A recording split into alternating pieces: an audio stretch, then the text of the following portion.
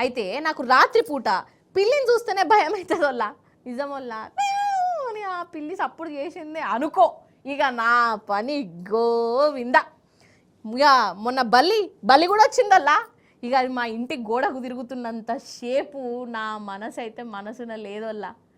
ఏంది మల్లీశ్వరి నువ్వు పిల్లులకు బల్లులకు భయపడుడేనా అని అనే రోజులో.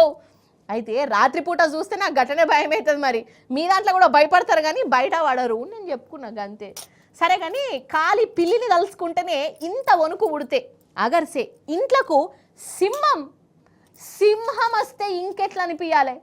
అరే అవంటేనోళ్ళ సింహం అంటే మన బాలయ్య బాబు అని అనుకోగల కాదు మన ఒరిజినల్ సింహమే ఒకళ్ళ ఇంటికి వచ్చిందట. మరి వచ్చి ఏం చేసింది ఏంది కథ ఏది ఓ మల్క టార్చ్ లైటు ఎల్తుర్లా దూరం కేలి చూసేద్దాం రాండ్రి.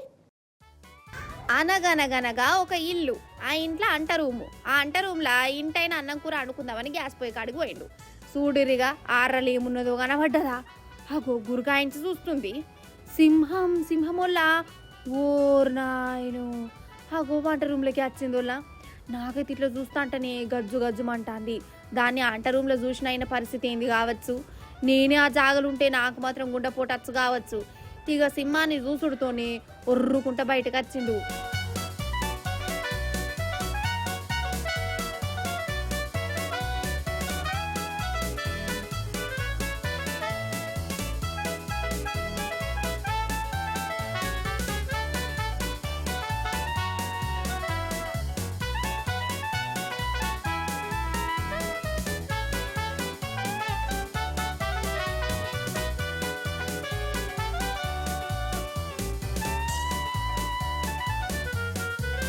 అంతల్ని అడవి ఆఫీసర్లు వచ్చి ఆ సింహాన్ని మెల్లగా మత్పరించి దాన్ని బోన్ వేసి పట్టుకపోయారు. అగో అన్నట్టు ఇది గుజరాత్ సింహం అట. గుజరాత్ సింహము అర్ధరాత్రి పూట అడవులకి వెళ్ళి తవ్వ తప్పింది. పక్క పొంటే ఉన్నాయి ఊర్లోకి వచ్చింది. అందరు నిద్రపోయాక ఇది ఇంట్లోకి వచ్చి చేసేపు రెస్ట్ తీసుకున్నది. ఇక అంట రూమ్లో అటు ఇటు తినగానే వేసిందట. పాపం ఆకలి మీదనే ఉన్నదో లేకుంటే వంటవారు ప్రోగ్రామే పెట్టుకుందాం అనుకున్నదో మనకు తెలియదు. ఇంకా నయ్యం ఇంట్లో వాళ్ళని ఏం చేయలే, ఎవరినే మనలే. కానీ ఏమాట కామాటేనోళ్ళ ఏ జీవాలనైనా కానీ ఉత్తపచ్చగా మనుషుల తెరువుకోవాలా మనం ఏమన్నా చేస్తాం మన భయంతోనే అది మన మీదకి వస్తాయి.